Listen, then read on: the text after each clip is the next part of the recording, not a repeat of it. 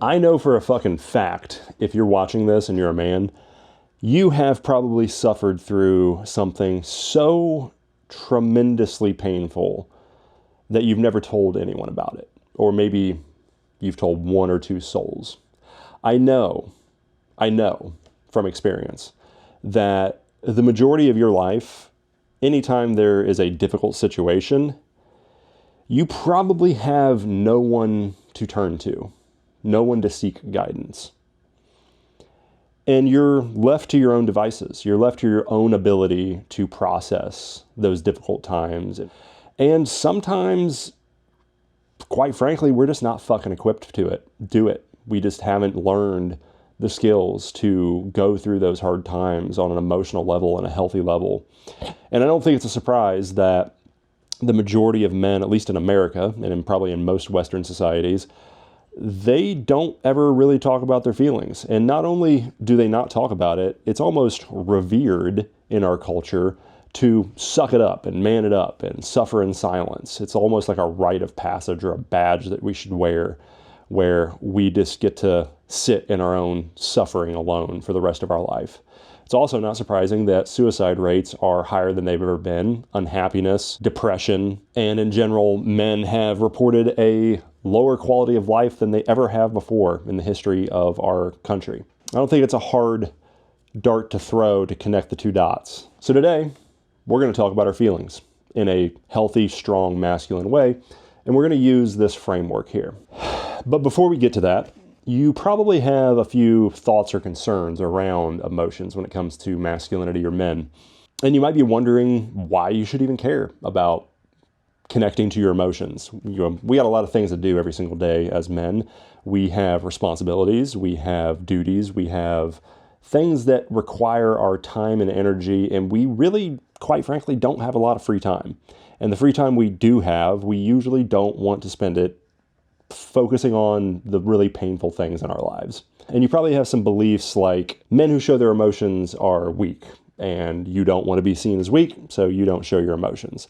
Personally, I think any man who is too afraid to approach his emotions and show them and express them, that is a sign of weakness. That's a sign of incompetence and an inability for a man to live in a full range of life. But on the question of why you should learn to develop your emotions and emotional intelligence and be able to talk with them and express them effectively, number one, emotional intelligence amplifies decision making. If you're a guy, you're probably pretty good at solving problems. Usually it's kind of an innate thing that guys do. Well, what if I told you that if you develop a deeper sense of your own emotions and emotional intelligence, you will make better decisions in life? That might sound crazy. Emotionally making better decisions, that's not usually what we think about when it comes to decision making. Well, can you describe to me what intuition is? How would you explain to someone what intuition is? It's making decisions effectively without really thinking about it.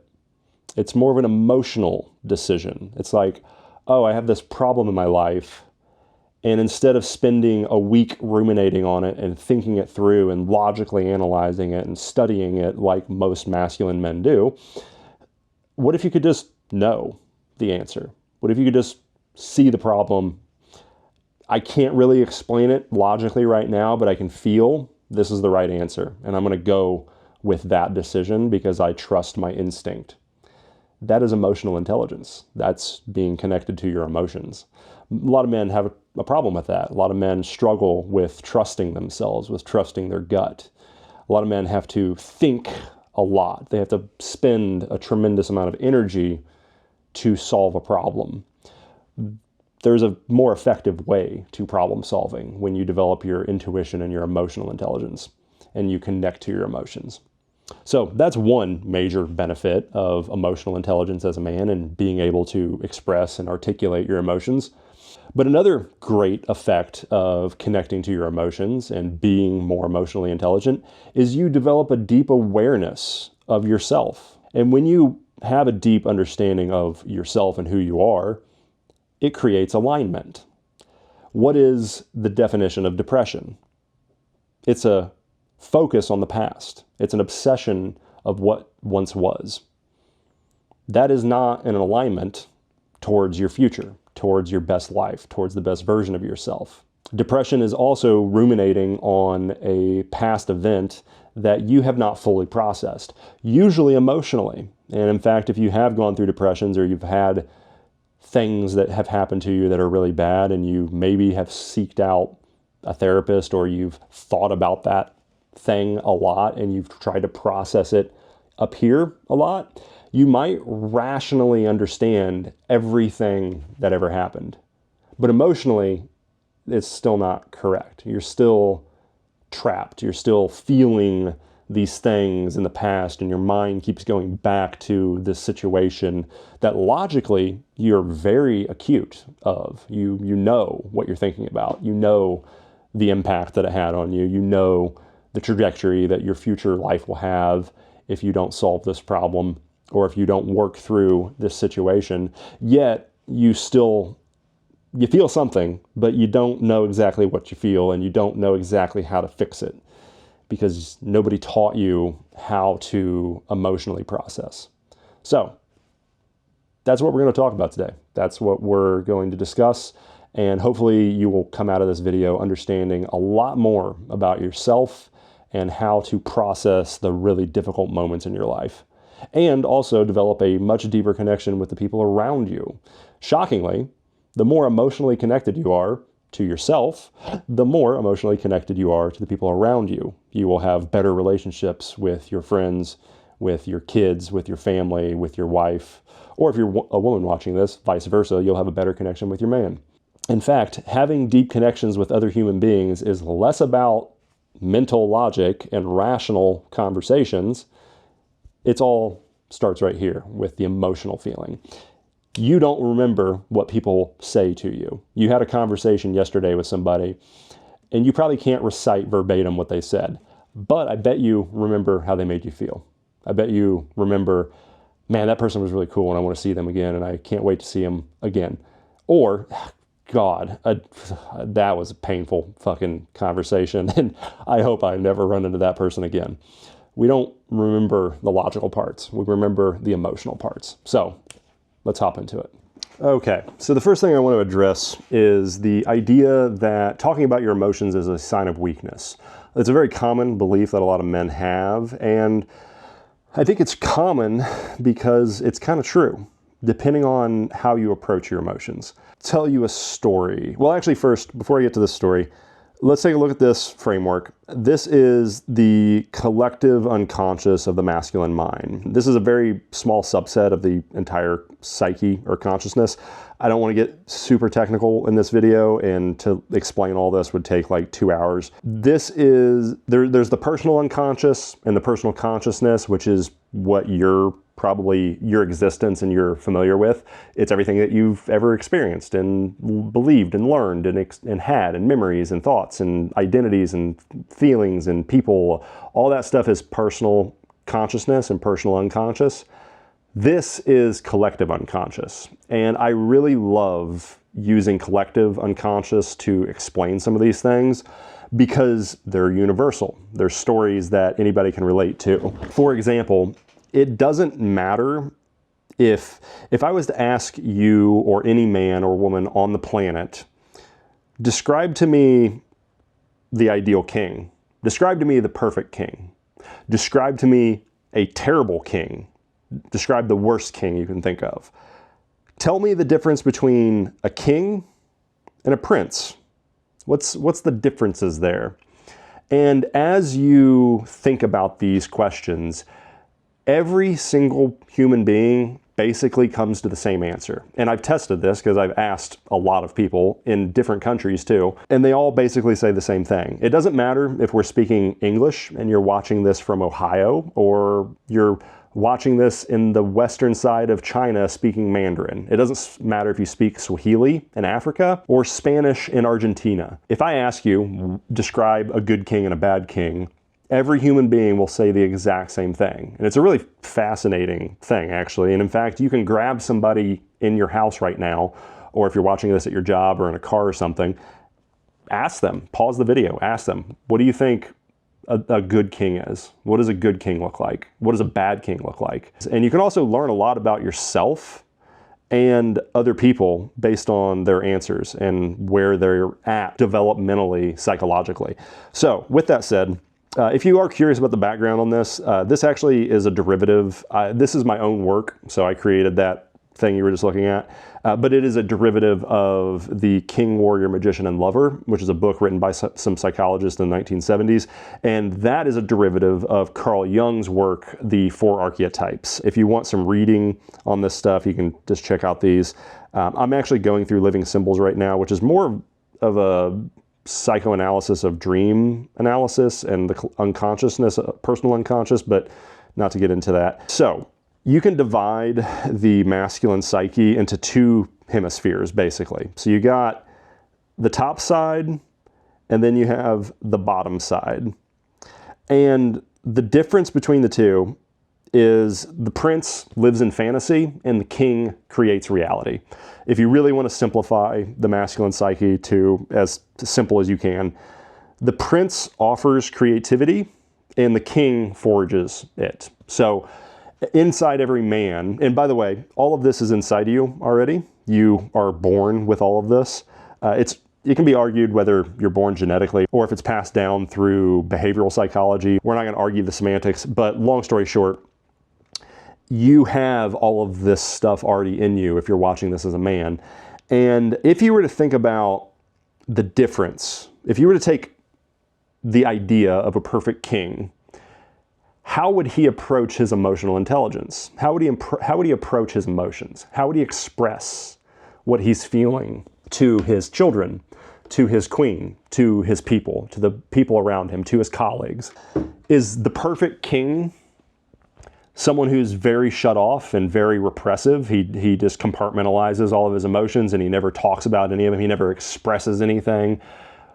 Or has he learned to master his emotions? Has he learned to express his anger when he needs to express it? Or he learns to express his emotions? Is a good king capable of holding space for other human beings and their negative emotions? For example, if you were the ideal version of yourself, if you were the peak of your masculinity, the peak of who you were as a man or a woman, do you have the emotional capacity? Does that version of you have the emotional capacity to hold someone and let them express their pain and their grief? Imagine, or maybe you have already a daughter and something terrible happens to her. What if you're not equipped? What if you don't have the emotional strength to process your own emotions, and therefore when you're met with negative emotions from someone else, especially someone you care about or you love, you can't help them. You can't help them process or feel their emotions or express their emotions because you never learned how to do that yourself. I think that's where a lot of men are today. I think the vast majority of men in our culture, it's not that they don't want to express their emotions. It's not that they don't have emotions. It's that they're never taught. They're not taught how to hold emotions. The only strategy we have, the only tactics that we have as men usually is just fucking rub some sand in it and you'll be fine, bro. Just fucking walk it off, dude. You'll be good. Just let them pass. That's a good short-term strategy. Like if you have a job to go to tomorrow and you have kids and you have responsibilities, that compartmentalization and repression works for a few months, a few years. But if your only strategy to emotional processing is just shove that shit down there, in about 20 years, you're going to be a miserable fucking cunt. I'm just telling you, it's going to be a very desolate, a very isolated world for you emotionally. Your emotional world is going to be a desert. Your inner world is going to be a desert. In fact, if you've ever had a lot of dreams and they're very barren, they don't have a lot of nature, they don't have a lot of green, they don't have a lot of life in your dreams, I bet you repress your emotions a lot. I bet there's a connection there. We won't get into dream analysis right now, but so the perfect king. I want you to think about that. Think about how a king approaches his emotions.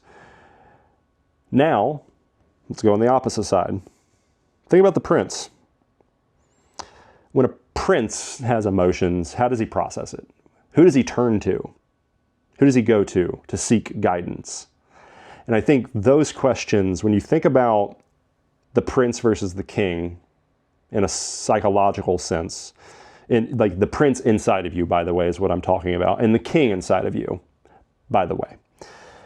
The prince is dependent. He's codependent. He's dependent on his mother and his father. Psychologically, the prince has not broken free from the realm, the world of his mother and father, the kingdom. He doesn't have his own kingdom.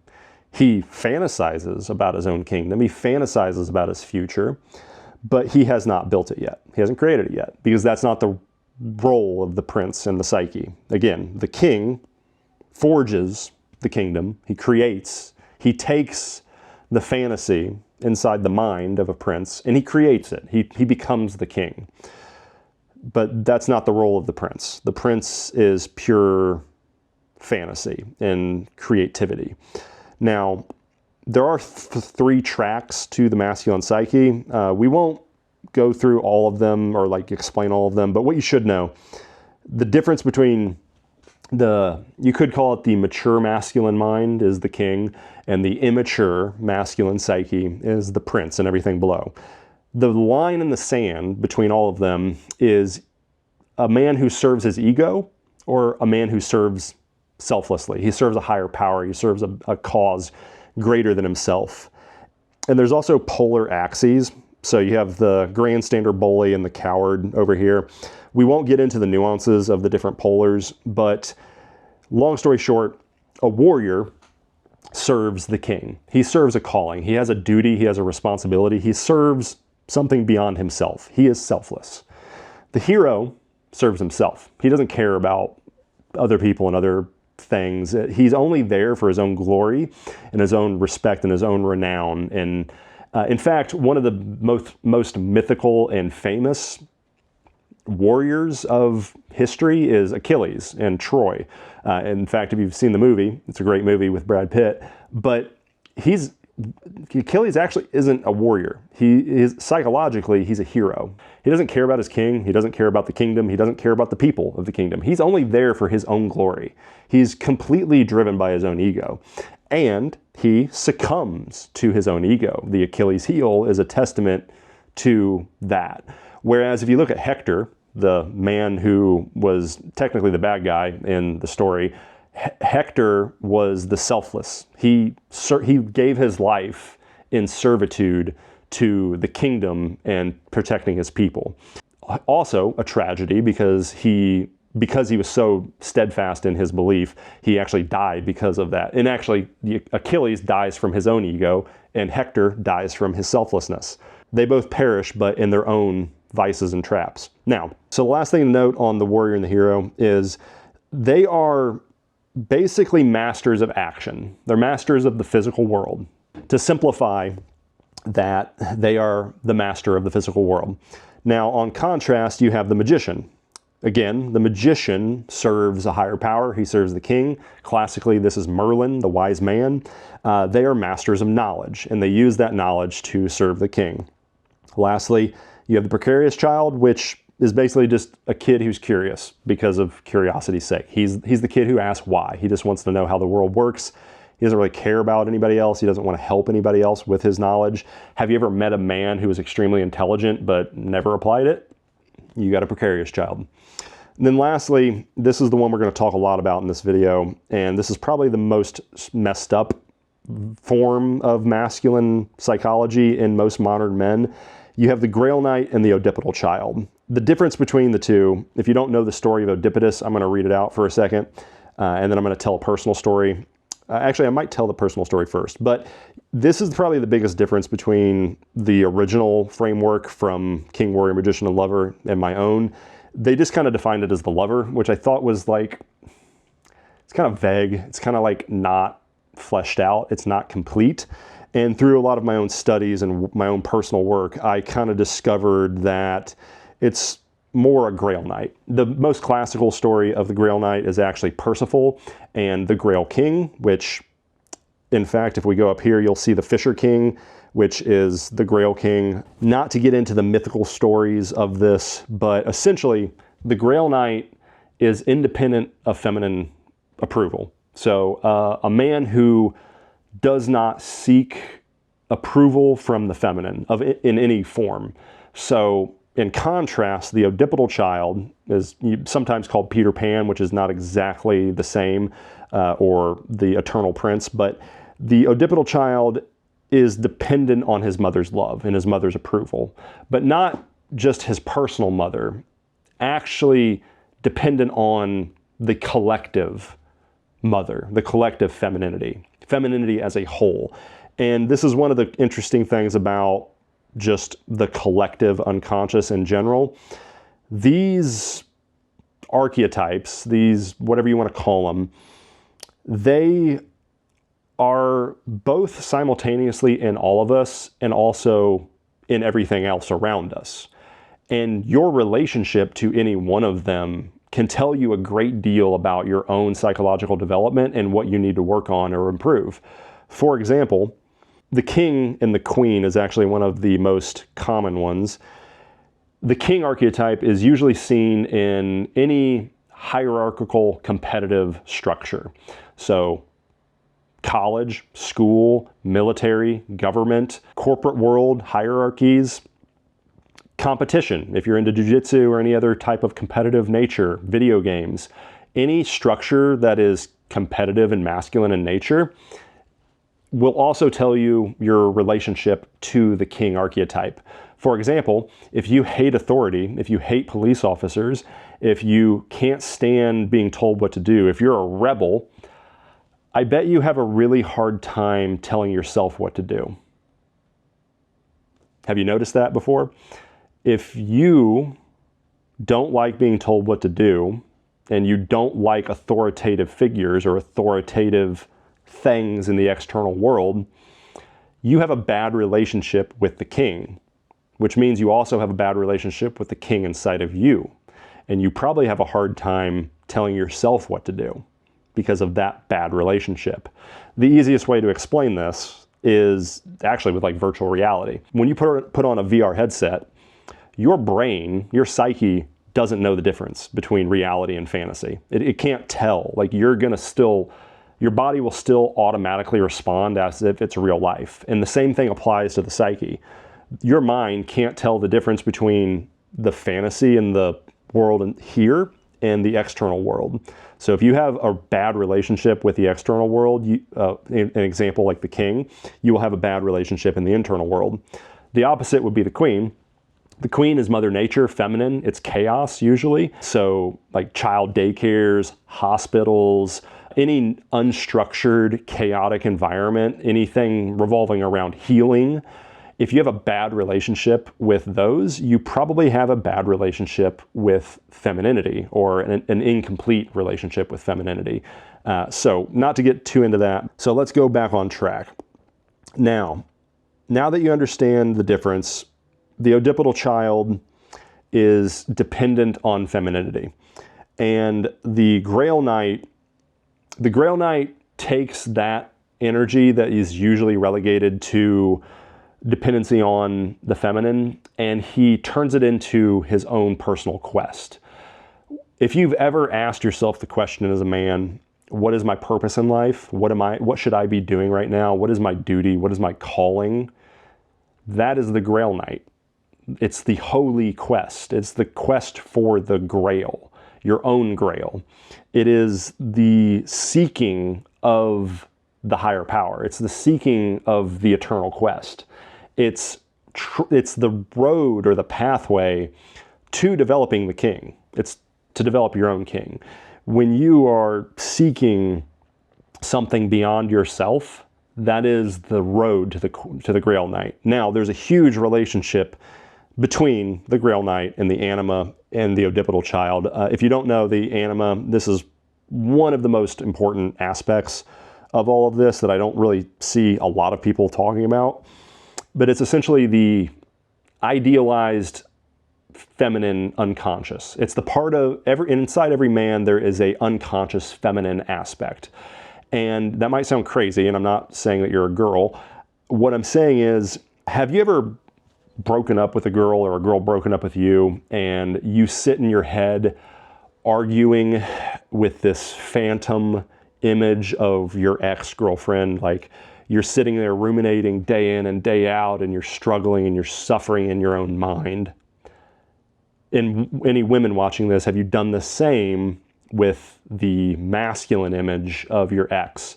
Well, the reality is you weren't talking to a real person. That your ex was not who you were having that conversation with. The thing that you were having that conversation with is called the anima. It's the unconscious part of your own psyche. And you will fall in love with and attract women that map and are the image of your anima. Vice versa, if you're a woman watching this, you have an animus, which is the unconscious masculine, and you will seek out men unconsciously that match your animus. The more you understand this part of the psyche, the more all of your relationship problems are solved and fixed. And a lot of your suffering is also fixed.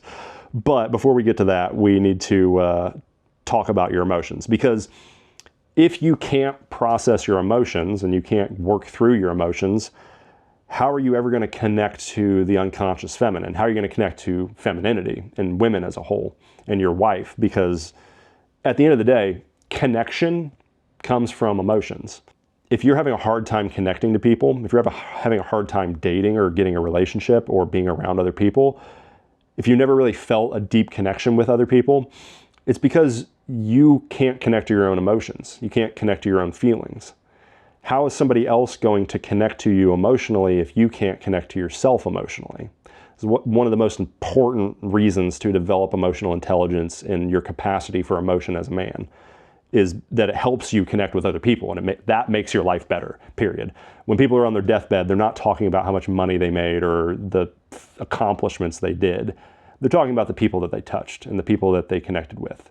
And I'm saying that very personally right now because I am going to my grandmother's funeral in 4 days, and I am doing the last speech of the funeral, and she was an amazing woman. So, sorry, side tangent on that. But all right, now that we've got a bit of an understanding of this framework, how does this play into you showing your emotions?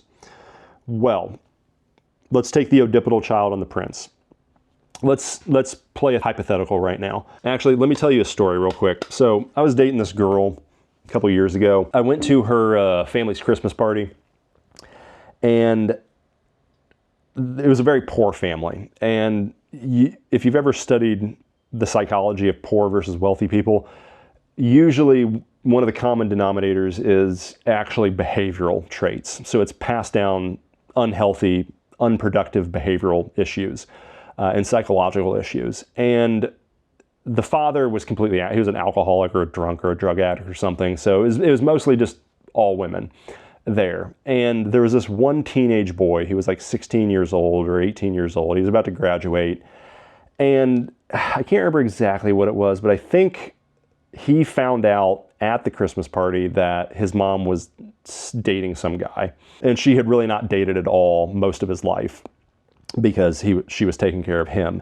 And this boy flipped out. This dude is just like, he's hysterical in the garage at this Christmas party. And this is my first time meeting this family. Didn't date this girl for very long. And he's just losing his shit. He is fucking flipping out, like screaming at the top of his lungs like a fucking infant. And there's the aunt and I think the sister and like two other girls that are cousins or something. And they're all standing around this young man at this point, consoling him and like, oh, it's gonna be okay. Like, you got to calm down. Like, just doing the feminine thing that women do. And there's nothing wrong with that, by the way. In this instance, there is something wrong with it. If he was 4 years old, it would be more effective. But he's fucking 18, and I'm sitting here like. And I've been studying the human mind for a long time, and I love to people watch. And I'm just sitting here watching this kid, and there's a part of me that just wants to fucking grab this kid by the collar and punch him in the face and like tell every girl, get out. Let me fucking talk to this kid. But he's not my family. I don't know. I don't even know his name. Not my responsibility at this time. And I didn't date this girl very long. And I wanted to grab him and be like, dude, I get that you're fucking mad right now. Like, I understand it. I get it. But you cannot be like this. Like, I don't know where the fucking men are in your life, but they clearly did not teach you how to handle your emotions. This dude is never going to be able to hold a job. Any relationship he gets into with a woman is going to be terrible. It's going to be extremely violent and abusive and toxic. He's like, I don't know where this dude's at right now. I hope to God he sees this video. He's going to struggle for the rest of his life until he lines out whatever the fuck this is. And I can tell you what it is. It's a dependency on the feminine. It's the Oedipal child. Like, it was a personification of a boy completely codependent, emotionally dependent on the feminine. And I think a lot of men don't know how to process their emotions. And I think a lot of men also approach their emotions in their relationships with women in a very Oedipal child manner.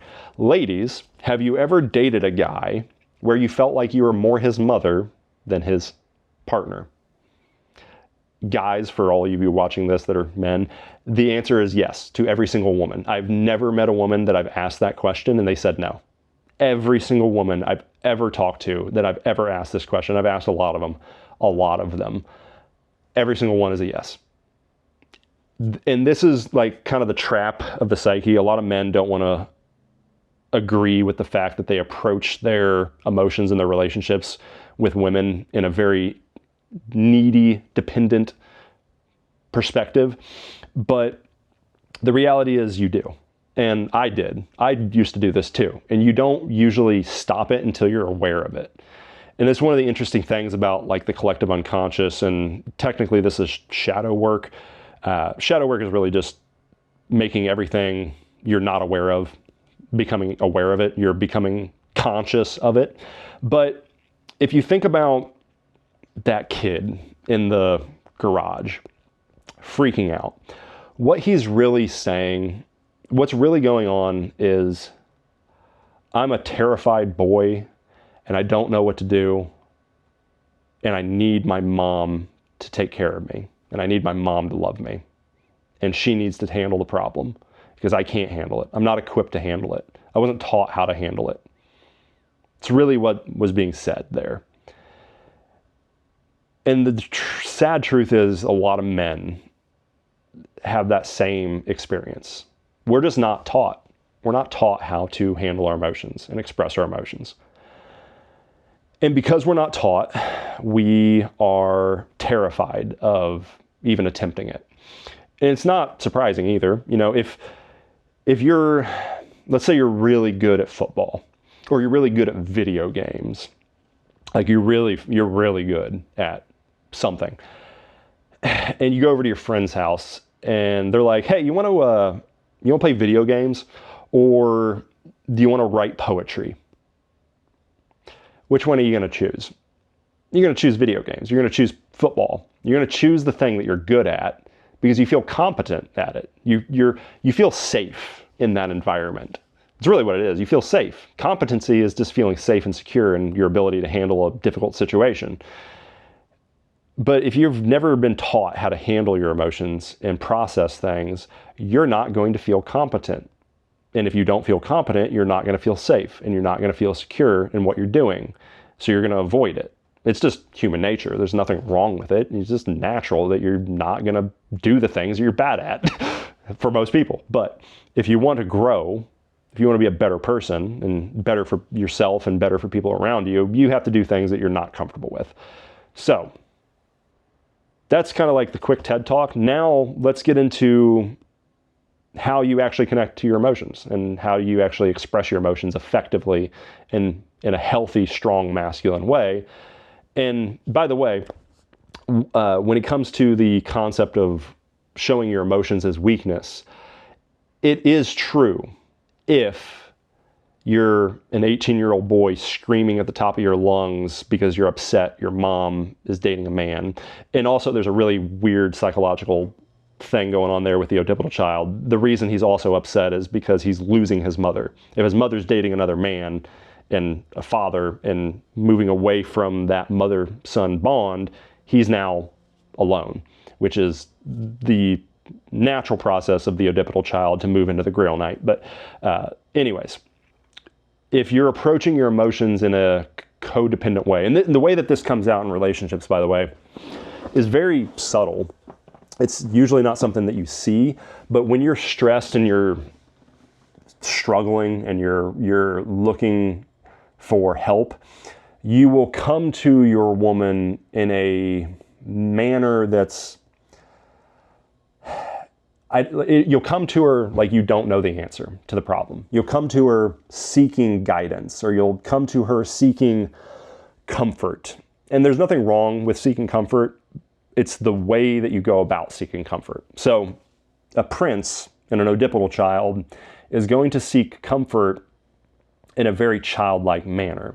They're gonna the feeling that the woman will get in the relationship is like, this dude doesn't really know what the fuck he's doing, and like he doesn't have a game plan, and he doesn't have his life in order. Like the king, in contrast, he knows what he needs to fucking do. He knows the solution to the problem. He sees with clarity. He has the knowledge and the skill set and the information to handle the situation, or maybe he doesn't. Sometimes there are problems in life that you don't have clear answers to, but those problems are very difficult if you don't have intuition.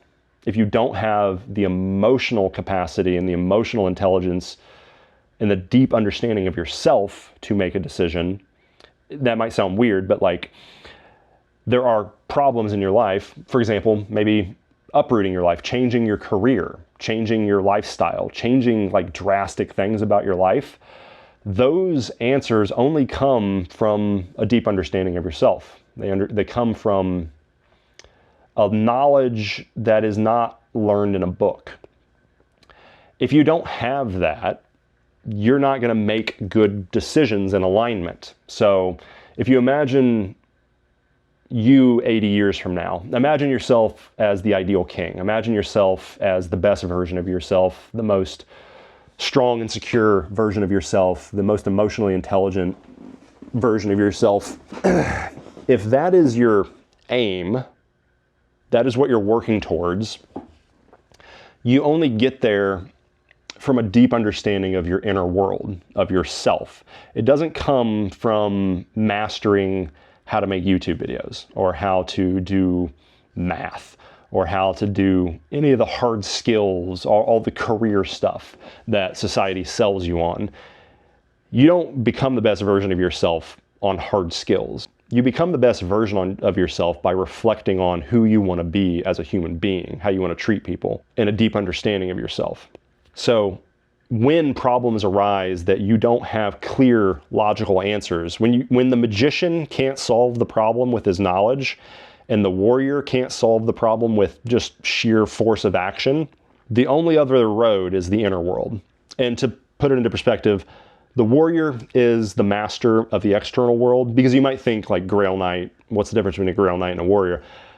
A warrior is a master of the physical world. The Grail Knight is the master of the inner world. He's the monk.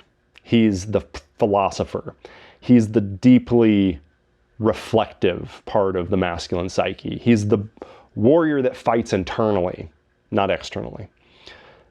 If you don't develop that, you can't answer those difficult questions. The Grail Knight is the ladder that a man climbs to fully develop himself. It's usually the last ladder, by the way. Usually, most men start with the magician, learning, and then skill set, knowledge, and physical world, warrior.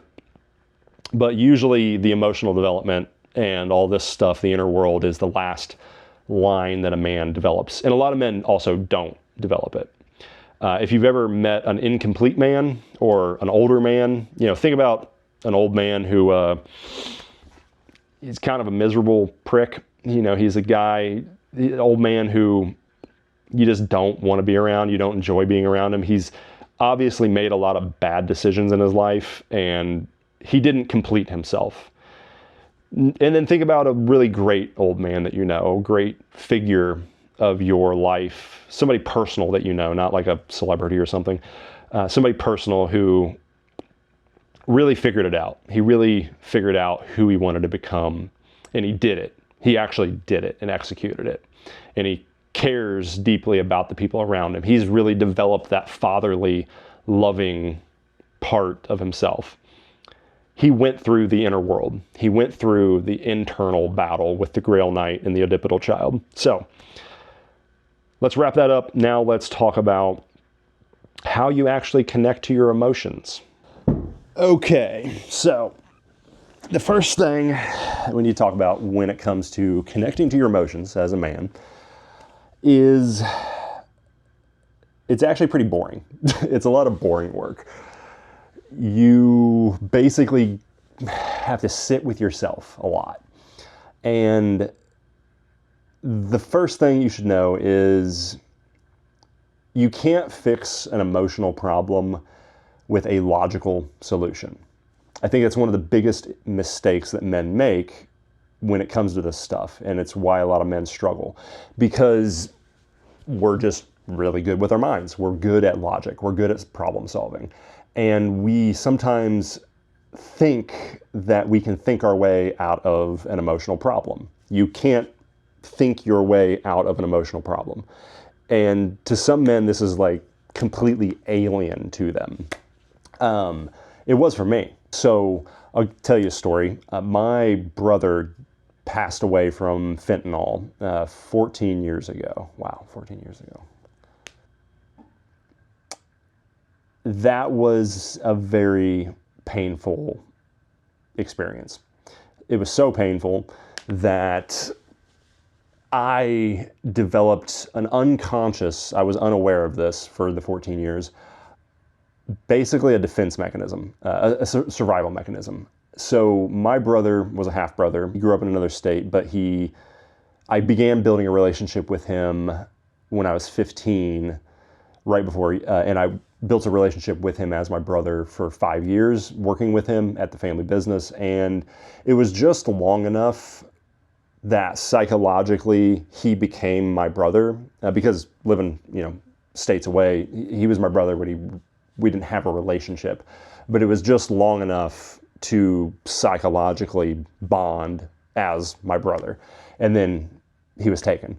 So it kind of imprinted this emotional belief or fear or survival mechanism, whatever you want to call it, trauma, that developing close, intimate relationships with other men ends in pain and suffering and death. And for the majority of my 20s, all of my 20s basically, I had a really hard time connecting with other people, especially men.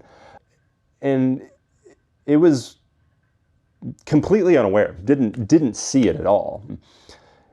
I just always chalked it up to me being very introverted. I was actually very quiet and very socially awkward 15 years ago, not the person that you see here on this camera, being able to talk and articulate like this. So I just kind of chalked it up to life experiences and just, it is the way that I am. But it wasn't until diving into a lot of my emotions and, processing, doing a lot of shadow work, if you're familiar with what shadow work is, really intentionally trying to connect to my emotions and connect to the deeper parts of myself and understand myself on a better level emotionally, not intellectually. Through that work, I uncovered and discovered the fact that I was subconsciously afraid to build relationships with men because of the extreme pain that I went through with my brother, because it's like this classic saying, if a dog bites a kid when they're young, they're going to grow up and be afraid of dogs, even though most dogs are not going to bite you. It's just the body learns, the emotional system, the emotional body has an experience. It's a bad experience. let's not do that again. Let's not touch the hot pan and burn ourselves yet again. And this is just, it is what it is. It's how we evolved. It's how our brains work. It's how our bodies work. It's not right or wrong. I don't like to throw around like the trauma thing.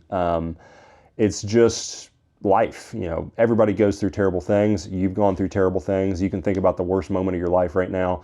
And everybody has one of those. Every single person on this planet has the worst thing they've ever gone through.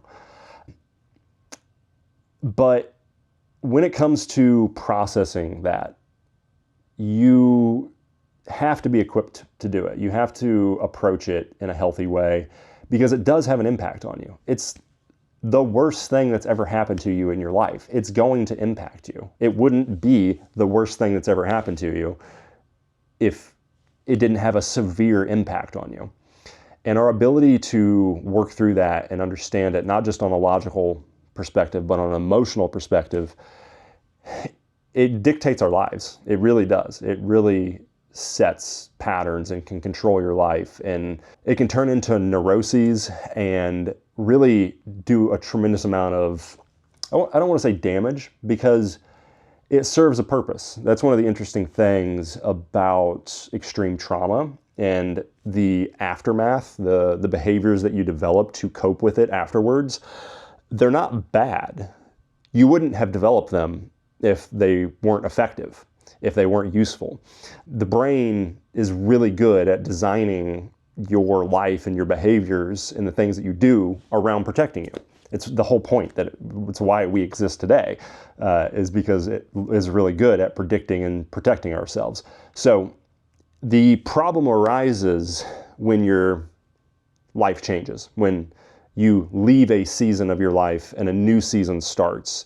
For example, when I was in my 20s, I really had a lot that I was working through and going through. And to be honest, if I didn't keep my male relationships at a distance, I probably was not emotionally strong enough to handle them if one of them had been a betrayal or something. If some friend had done something tremendously bad to me, I probably couldn't have handled it after my death of my brother. It just would have been like the nail in the coffin in some things. So my brain decided to keep relationships at a distance in a defense mechanism to protect me from that pain again.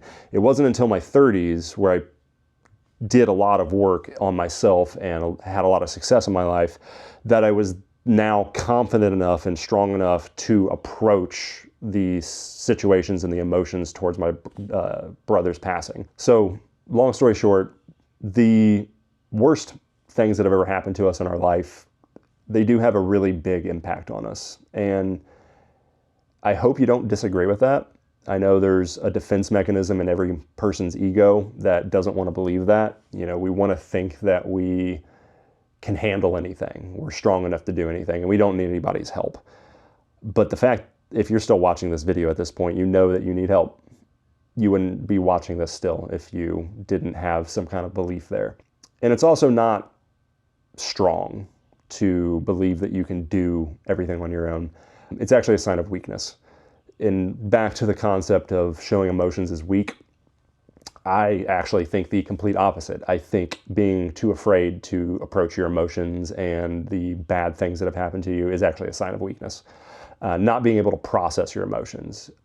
Men that have anger, they have rage, anger is essentially the inability to process emotions. It's an extreme emotion that the person cannot understand, or they cannot release, they don't have the correct coping mechanisms, self-soothing mechanisms to handle that emotion or that extreme situation.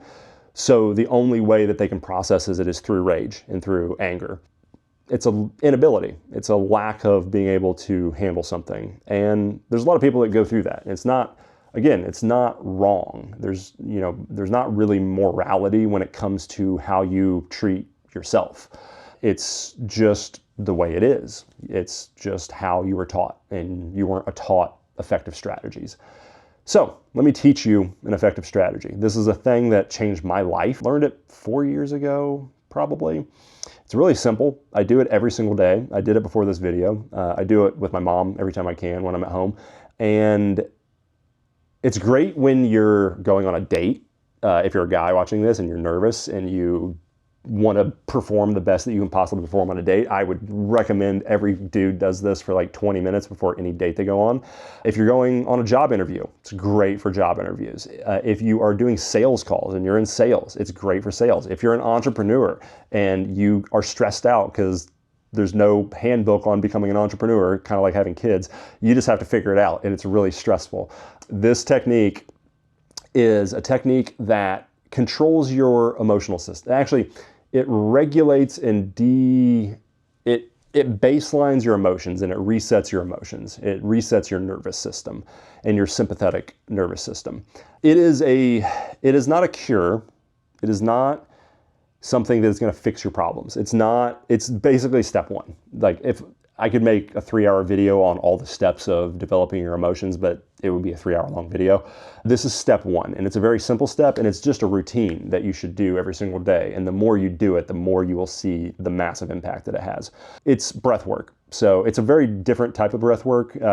Anybody that I know who's done breath work, like whether you study Wim Hof or holotropic or whatever it is that you study, it's not like that. This is a technique that I learned from my mentor and mindset coach, and then I kind of modified it for my own work. A lot of it is focused to be like very quick, actually, because I'm impatient and I have a lot of things that I need to do today. And I like to just get it through and get it done with really quickly. But before we get into that technique, real quickly, I want to explain why and how it works. I have a client that I'm working with who is a very successful, I'll keep it vague, but he is someone who works in real estate in Manhattan, and he's very successful at what he does. He came to me, he was stuck in limbo. He was stuck in a situation where he was kind of locked. He was frozen. In fact, I'll put up a thing here of a map of the 3 prisons of the masculine mind. One is the frozen man, a man who is stuck in mind and no action and no heart. He was disconnected from his emotions, and he was also not taking action in his life. And it's the classic situation of limbo. You have like 2 directions that you could go in your life, but you don't know the answer to which one you should do. And therefore you just kind of don't do anything. And then you get stuck and you get frozen, and that it's a prison that you create in your own mind. And it's a really terrible place to be if you've ever been in it or if you're currently in it. There's ways to get out of that. And one of the things that I noticed working with him very quickly is that we needed, before he could even do any of the emotional work, he needed to reduce his stress levels. He needed to reduce and calm his nervous system. So one of the most important things that I've learned through studying the human mind and body is that, interestingly, your ability to make good decisions is heavily influenced by your stress levels. Heavily, heavily influenced. If you could imagine a 0 to 100 bar of like 100% you're making the best decision you could possibly make in the situation that you're in, with the knowledge that you have and the understanding that you have, like the absolute best decision you can make. Most people, this is a complete arbitrary bro science number that I'm going to throw out. I would say most people are probably making like a 40 to 50% efficient decision every single day of their life. In anything, whether it's like you wake up, you go to your job, you got to make a decision. You have to change careers, you got to make a decision. You got to go to college, you got to make a decision. Most people don't do the inner work and the emotional work to amplify their decision making. And if you're a guy watching this, and I'm assuming you are, there are probably women watching this, but your ability to be the best version of yourself, to become the best version of yourself, heavily relies on your ability to handle your emotions and control your emotions. I don't want to say control your emotions, process your emotions. Bad things happen, stress happens, problems arise. How good are you at navigating not just the problem logically, but handling your emotions internally? Because guess what? When you have a problem in your life, It might be an external problem, but you're going to handle it and process it internally, and you're going to go home to your girlfriend or your wife, and even though you've compartmentalized it and the problem is external, the people around you are going to feel your problems. They're going to feel your stress. They're going to feel your emotions. And you can't show up for the people that you care about emotionally if you don't know how to process them. So classic example, my client, he had a problem in his career and a problem in his relationship with his girl that he's dating. And he was not capable of talking and expressing his girl. He's a very old school, masculine man. He just handles it and he doesn't talk about his emotions. Yeah, it's how most guys are. That was not working anymore. And this is where we get back to the seasons. So a strategy and a technique that you learned, a behavior that you learned in one season will serve you in that season. But the new season, you will learn that, okay, this is not working anymore. Like this is not, whatever I'm doing here is not effective anymore. A lot of times that's repression. A lot of times men learn through a difficult situation that repressing their emotions is no longer an effective strategy. So if you're watching this and you haven't learned that yet, or you haven't come to that conclusion, I will save you a lot of pain and a lot of suffering. Just accept that it's not a good strategy long term, and you should proactively work on it and fix it before you have to reactively work on it and fix it. This client was having issues with his relationship was falling apart, and his career was also kind of falling apart because he was losing passion for what he was doing, and simultaneously money is an issue because of the lack of passion and the lack of direction, and he's literally thinking about completely overhauling his life and flipping it upside down and starting completely new in something else, and even possibly relationship might be ending. I said, okay, before we make any of those decisions, let's make sure that you're just making good decisions. If you're this stressed out and you're going through this, we need to get your nervous system baseline and set before we do anything. You cannot make a good decision right now. Like in the stress level and the situation that you're in, any decision you make is going to be like 30 to 20% efficient as far as like a good decision. So we have to reset you before we do anything. So step number one, when it comes to connecting to your emotions, is first doing the groundwork that you're stable enough to do the heavier lifting and the heavier emotional stuff later down the road. Make sense? Okay. Let's begin. Okay. All right. So this is a very simple technique. It takes about 3 minutes. You can do it over and over, and every time you do it, each time it gets better and better. I will warn you, this can get very intense very quickly because I do it in a very intense way. Your body might try to resist it. So, forewarning, your body doesn't like change. I don't know if you know that yet, but your body doesn't like to change, neither does your mind. What we're doing is actively influencing a part of the body, part of the system that is autonomic, meaning it is automatic. It's like breathing. You don't think about breathing, you just breathe. You don't think about blinking, you just blink. You're thinking about it now, but you don't usually think about it. We're about to influence a system that has just ran in the background your entire life. You never really think about it. And because we're influencing it actively, the body will try to resist it. So if you feel like this is too intense, or it's making you uncomfortable, your hands might start tingling, your feet might start tingling, your face might start tingling, that's totally fine. And you're not gonna die. You're gonna be fine. Nothing bad is gonna happen to you. You're probably, hopefully, sitting in a safe place.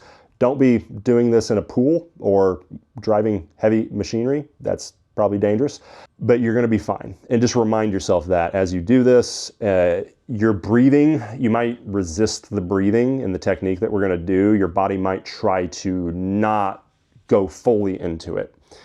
Just tell your body to shut the fuck up and do it.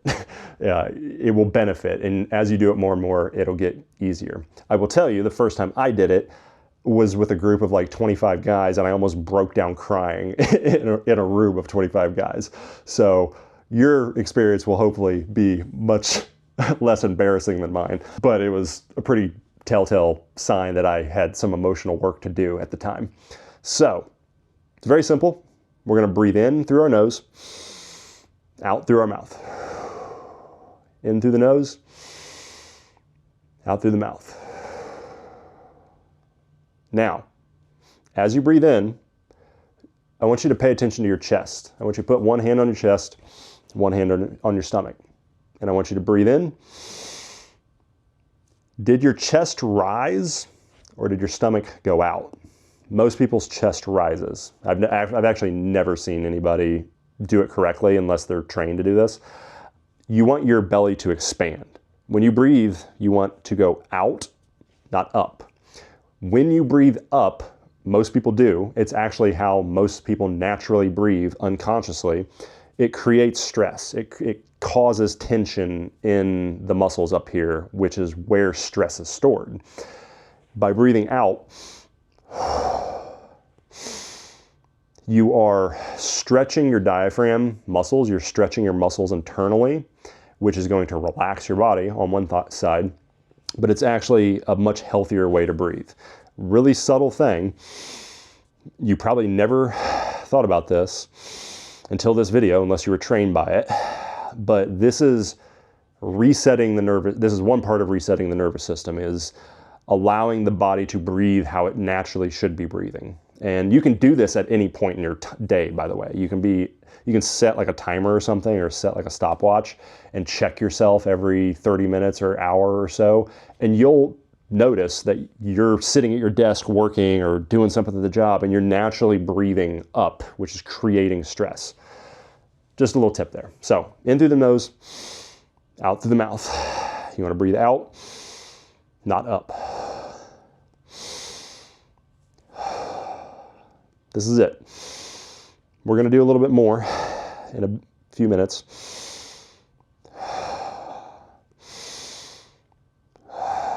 Follow my breath. In, out through the mouth. In through the nose, out through the mouth. In through the nose, out through the mouth.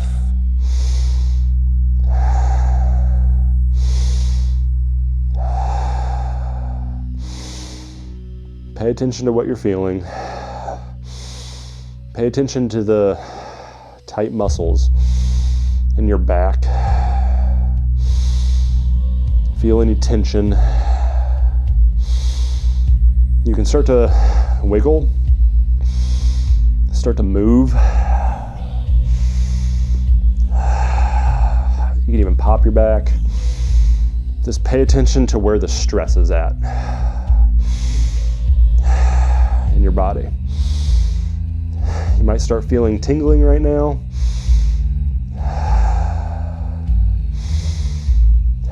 It's okay.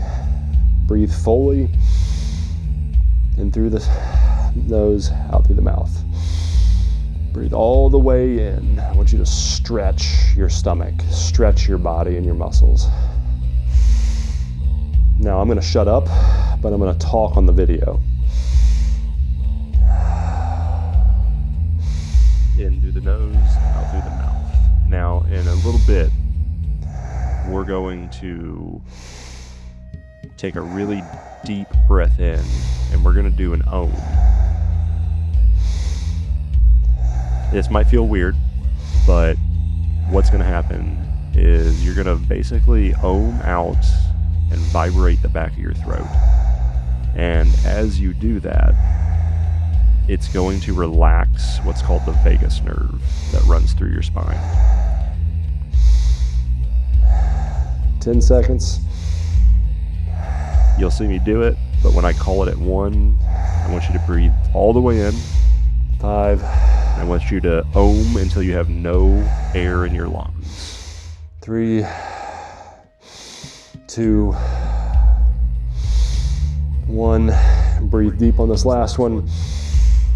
You can cover your mouth if you want to be quiet, but just hum all the way out and focus on your neck, vibrating. Keep going. I want you to go all the way till you have no air in your lungs, and then hold your breath. Do not breathe in. I want you to hold with no air in your lungs at all. And now, I want you to focus on a point right in front of you, one point. Look at it intensely. I want you to observe your thoughts. I want you to watch your thoughts for a second, almost like a camera watching yourself. And I want you to ask yourself this question: what is my next thought? And I want you to watch your thoughts. Watch the thoughts come in and out of your mind. What is my next thought? What is my next thought? What is my next thought? What is my next thought?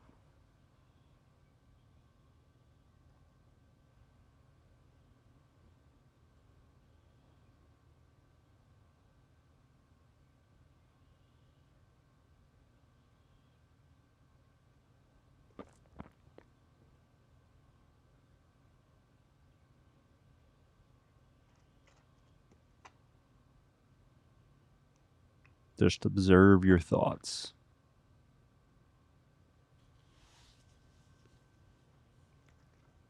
We're going to breathe in a few seconds if you haven't already.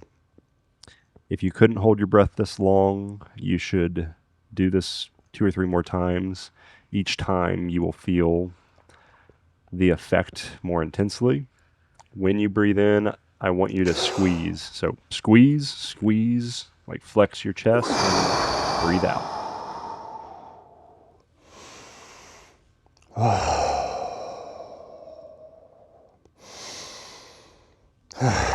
Okay. You might feel a little weird. Hopefully you did it fully and you're able to do it fully. Sometimes it burns through the nose. If that happens, if it's cold, you can kind of cup your hands and warm the air as you're breathing. But you should feel a little more relaxed, a little more calm. You can go back and do that again. I would recommend you watch it again. In fact, I might make a much longer and dedicated video about this. And if you're interested in going through that video, you can click, I'll have a link below, and we can go into more detail on this and exactly what's going on, and maybe even talk more about connecting to your emotions, because there's a lot more after this.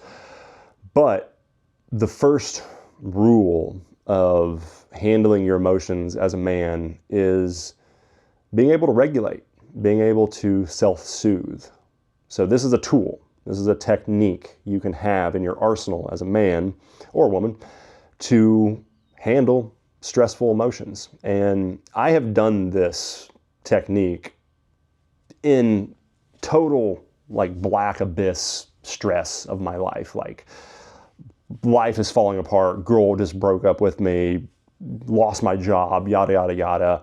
Like that crushing feeling in your chest where it's like a black hole has opened up and there's nothing you can do. Within 20 minutes, I'm fine. Within 20 minutes, I can go to the gym, talk to people, hang out, like I'm good.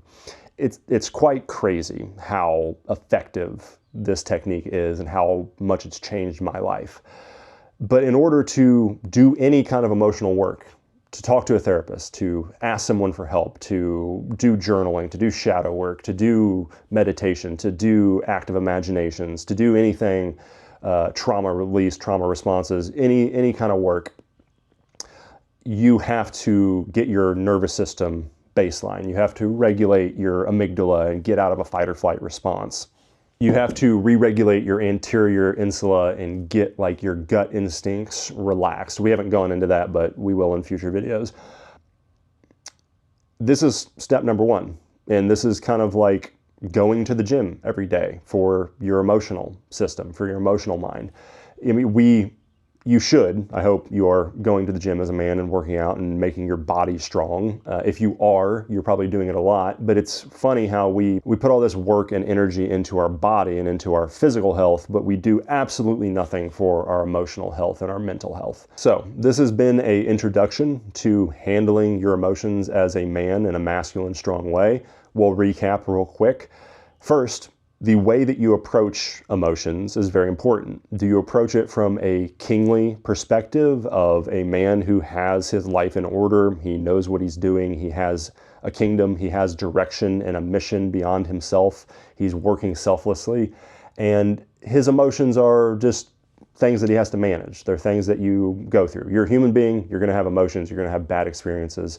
You need to have tools that are effective in managing those stresses.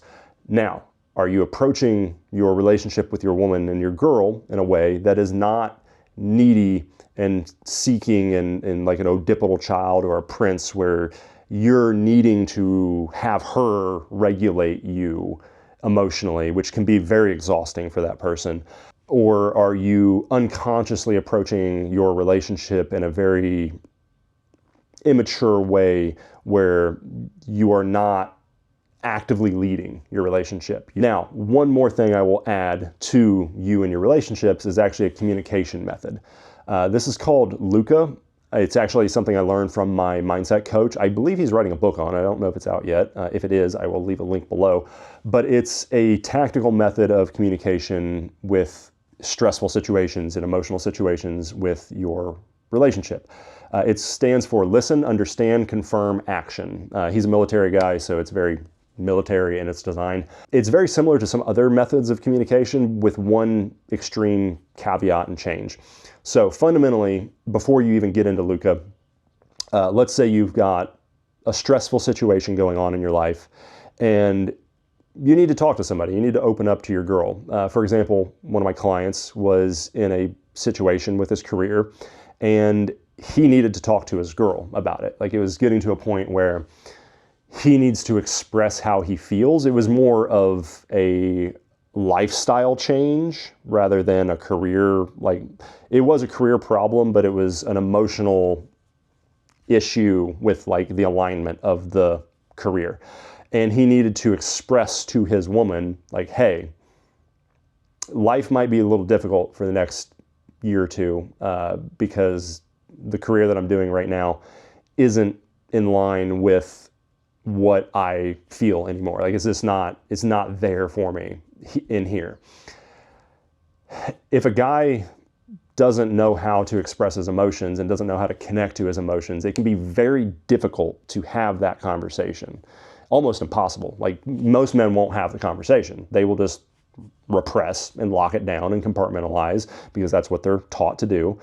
And that causes a lot of problems because your job as a man in a relationship, in my opinion, is to make your woman feel safe. You make her feel safe financially, you make her feel safe physically and emotionally and spiritually. And most men can probably make their girl feel safe financially and physically. Hopefully you can make her feel safe physically. But when it comes to emotional security, a lot of guys just have no strategy. They have no technique.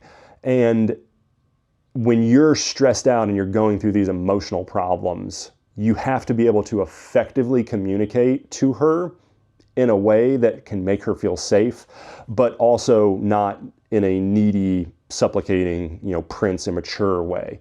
It's more of a kingly, hey, this is what's going on right now. I just want you to be aware of the situation. I can handle this. I'm totally fine.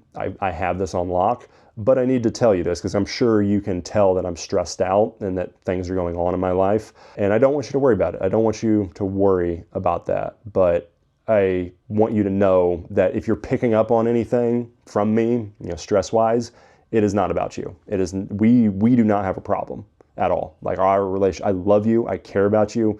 This is an amazing relationship and I am here through and through, no matter what. But the stress that you're seeing and picking up on is because of this.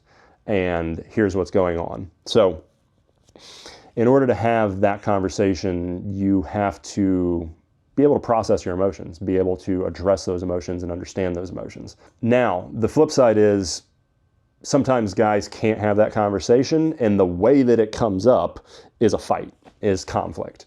So the woman will start feeling not safe, not comfortable, because you're so stressed out and you're not working through the things that you need to work through, or you don't know how to, or you're not seeking help, and they're picking up on it. They might not logically be able to explain it, but emotionally, women are insanely intuitive, by the way. Like, if you weren't aware, they can see and read you probably way better than you can. And they will usually know there's a problem before you know there's a problem. And there's actually science that backs that up, by the way. We're not going to get into that, but there is actual science that has proven women will pick up on problems and threats quicker than men, especially emotional ones. And once she has identified that there is some kind of problem, she will start ruminating. She will start getting in her head, and she will start trying to make up a reason what's going on. She'll try to figure it out in her head, and she won't talk to you. And if you have developed a pattern in your relationship where she comes to you with stress because she's stressed about something or she's picking up on something, and you default to repression and compartmentalization, and you just shut it down, you're like, don't worry, like you just completely stonewall that. If she learns that your response to these problems are stonewall and just shutting down, she'll stop coming to you. And then she'll try to figure out the problem in her own head. That will be an extremely painful situation for her. And then conflict comes. Then fights come. And you guys will bash heads about like the weirdest, most random stuff that doesn't even make sense. And then you're starting to get mad at her because she's causing problems, or you guys are causing problems. And the classic, situation of like, I go to work and I have a bunch of stress and problems at work. The last thing I want to do is come home and have stress and problems at home. Like, I just want to relax. Can you just get off my back? Like, leave me alone.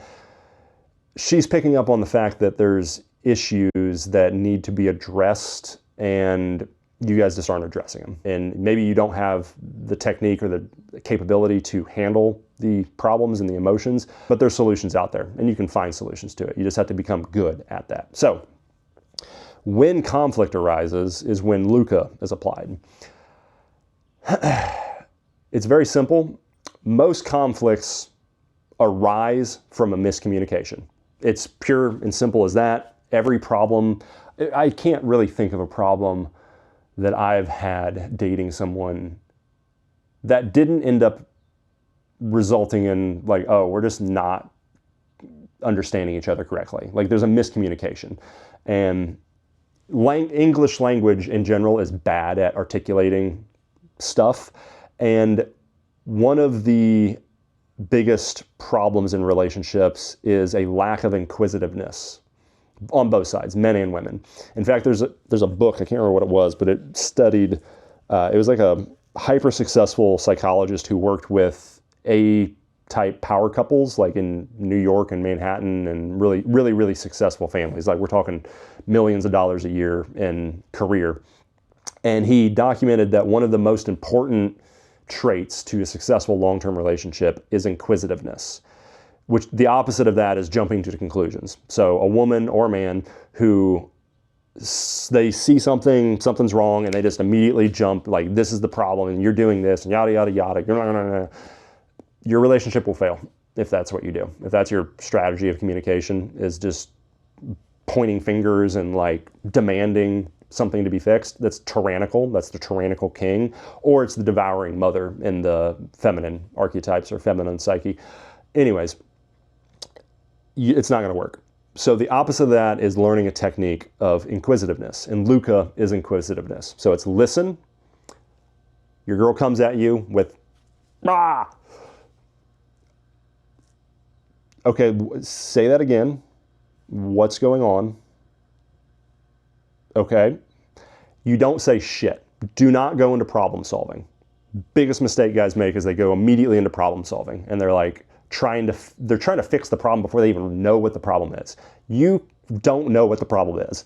You really have to spend a lot of time listening to somebody to solve their problems. And as somebody who coaches people, I can tell you, even people I know intimately, I really have to take time to understand exactly what they're saying before I can give them any kind of advice. And this is the kingly way, by the way. This is how a king would do this, or the good king, or an ideal king.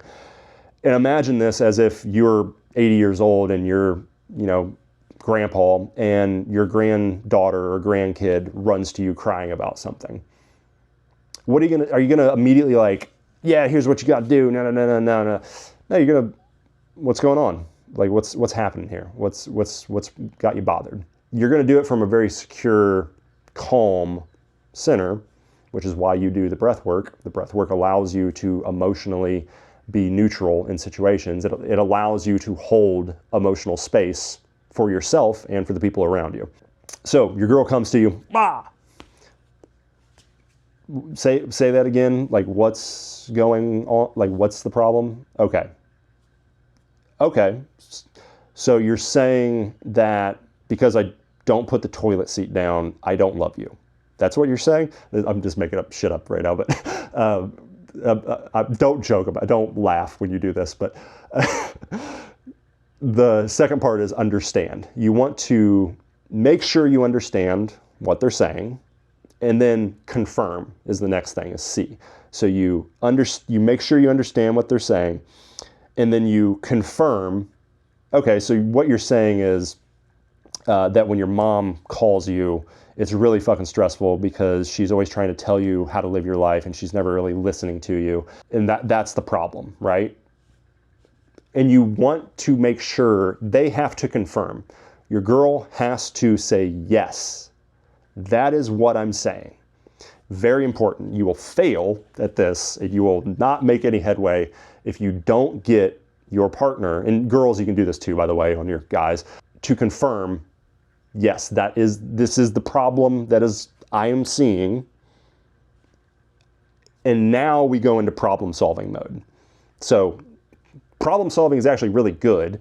You just do it in the wrong method. Most guys just jump straight to problem solving, and then the woman doesn't feel heard. Usually a girl is coming to you not to solve the problem. Also, it's kind of, it's a little bit patronizing too, guys, if you just try to solve all your girl's problems, because fundamentally it's saying that I don't trust you to solve the problem yourself. I don't think you're smart enough to figure it out yourself. That's not what you're saying. I know that's not what you're saying. As a guy that used to do that, I know that's not what you're saying, but the woman is interpreting that as like, they just want to feel heard and feel seen, and they want to feel safe. When a woman can express her stress and you have the capacity to emotionally hold her stress, it makes her feel safe. And then when she feels safe, she can solve the problem herself. And inversely, this is actually exactly what happens to you as a guy. If you are very high stress, your rational cognitive ability to make good decisions is really low. You're going to make bad decisions, and you're probably not going to fix this problem because your stress levels are way out of whack. So what do you do? What do most guys do? They will run to their partner, or they'll run to their woman, and they will approach the situation from a codependent emotional perspective. They'll take it from a prince or a Oedipal child perspective. They'll get their girl to self-help regulate their emotions, and then they'll try to solve the problem. Or you'll try to cope with coping mechanisms or vices. Alcohol, drugs, porn, video games. You'll use other external solutions to regulate your emotional system so that you can operate and you can wake up every day and do what you need to do. All of those are very ineffective. They work, obviously, because people wouldn't do them if they didn't work. But again, long-term strategy, self-regulation is usually the most effective and strongest way to handle that. So when you can hold emotional space for the people around you and the people that you love, they will come to you and they will feel safe talking to you. And imagine this from a flip perspective of like your child coming to you, daughter, son. If they come and they freak out and you have no capacity, you're just, I don't fucking, dude, I'm an adult. I got problems. I don't want to hear your bullshit. What do you think that does to a kid? It's not going to make them feel safe. It's not going to make them feel loved. It's not going to make them feel heard. It's the same process with your partner. It doesn't matter. Like kid, daughter, son, wife, husband, does not matter. Your job is to make somebody feel safe. That's probably one of the biggest things that defines an intimate relationship, is feeling secure, feeling safe enough to be vulnerable with somebody and being able to hold space. But you won't be able to hold space if you don't know how to regulate your own emotions and explore your own emotions. So once they've confirmed, once you have gone back, and this takes about 15 to 20 minutes. Sometimes it takes a few days if it's a big issue. It can take weeks if it's like a lifestyle issue or a life-changing issue. But you have to go back and forth and communicate. And like, what is it going on here? Like, let's make sure we're on the same fucking page about this. And then once you confirm that this is the issue, then you go into action, which is the last part. And this is probably one of the biggest differences in this communication method. Caveat to this fundamentally is this is a dominant submissive framework. It is not egalitarian. It is not, how most people approach relationships on equal terms. In order for this to work, you actually have to believe in a dominant partner and a submissive partner in the relationship. Actually, what's interesting is if you look at gay couples or lesbians or gay men, there's usually a dominant and submissive. You can see like there's one girl that's a little more masculine and there's one girl that's a little more feminine. For some reason, it's totally understandable, but people are going to argue with me about equality and masculine, feminine, submissive, dominant. It's not dominant as like, do what you're told. It's more secure, like, I'm in charge of this in this relationship and I'm handling certain things in my situation in the relationship, and you're coming to me as seeking help. So here, I'll put it to you this way. If you are the man and you're the dominant in the relationship, which I believe you should be, if you want to try the opposite, you can do that. Not really my flavor, but your job as the dominant is to take care of your submissive person, your partner, your girl. She is your responsibility. Her emotions are your responsibility. Her safety is your responsibility. Your job is to take care of her. If you don't believe that, none of this is going to work. Like, if you think that she's responsible for you or you guys are equal in responsibility, you're going to have problems. So psychologically, you have to see yourself as the king. In the world of a kingdom, everything that goes on is ultimately the responsibility of the king. If you disagree with that, the opposite is the prince. So the biggest difference between king psychology and prince psychology is the prince does not want responsibility, does not care about responsibility. If you look at kids, they want all the nice things that, they want to eat ice cream and stay up till 2 in the morning and watch movies and all that, but they don't want to do the work to do that. They don't want to go get a job. They don't want to pay bills. They don't want to do all that stuff. They don't want the responsibility. And if you want to be the best version of yourself, you kind of have to build a kingdom that you are responsible for everything. Mentally, psychologically, you have to look at every single problem in your life and fix it, make it work, make it right. You have to have strategies and you have to have tactics and effective things that handle situations when they arise. When chaos explodes, everyone's going to look to you. If you're walking down an alley at night and you get robbed with your wife, guy puts a gun to your head. If you fall down crying and you're like, no, please don't fucking, yeah.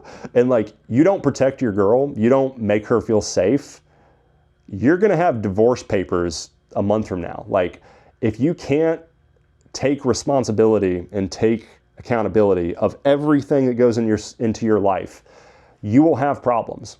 It's purely victim mindset versus responsibility mindset.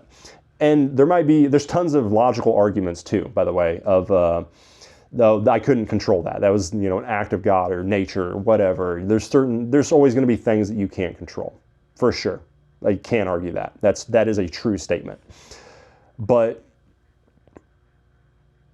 it's still your responsibility. It's still your fucking responsibility, unfortunately. If you want to develop a healthy and long-lasting legacy and family and life with people. If you want to blame other people and not take responsibility and not take accountability and stay in your fantasy land, you can do that. Look at people that do that. Look how their life turns out. If that's what you want out of life, that's what you'll get. It is what it is. So, action. Taking action. It's very simple. Biggest mistake guys make is they try to solve the problem immediately. No. You ask your partner, what do you think the solution is? What do you think we should do here? And now you're in an active dialogue. You're solving the problem together.